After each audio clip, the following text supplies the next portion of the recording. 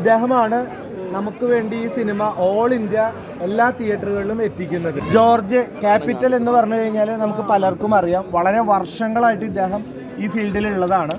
ഇപ്പോൾ പുള്ളീനെ ഒരു വയസ്സ് നടക്കണ പ്രായത്തിൽ കണ്ടതാണ് ഭരതേട്ടൻ്റെ കൂടെ വീട്ടിൽ പോയപ്പോൾ. അത്രയും സിനിമയുമായിട്ട് ബന്ധമുള്ള വ്യക്തിയാണ്. പക്ഷെ അങ്ങനെ എല്ലാ ഇതിലേക്കും ആള് കടന്നു വരാറില്ല. അതുകൊണ്ട് ഞാനിപ്പോൾ എന്താ പറയാ, ഒന്ന് പിടിച്ചു വരുത്തി കൊണ്ടുവന്നതാണ്. കാരണം ആള് ബാക്കിൽ നിന്ന് വർക്ക് ചെയ്യുള്ളൂ. വേറെ പുള്ളിക്ക് എന്താ പറയാ, ഒരു എല്ലാവരുടെ മുമ്പിൽ വന്നിട്ടൊന്ന് ഷൈൻ ചെയ്യണം എന്നുള്ള യാതൊരു താല്പര്യമില്ല. അപ്പൊ അതൊന്നും മാറ്റി കൊടുക്കണം. ഞാൻ തന്നെയാണ് മമ്മൂട്ടിയുടെ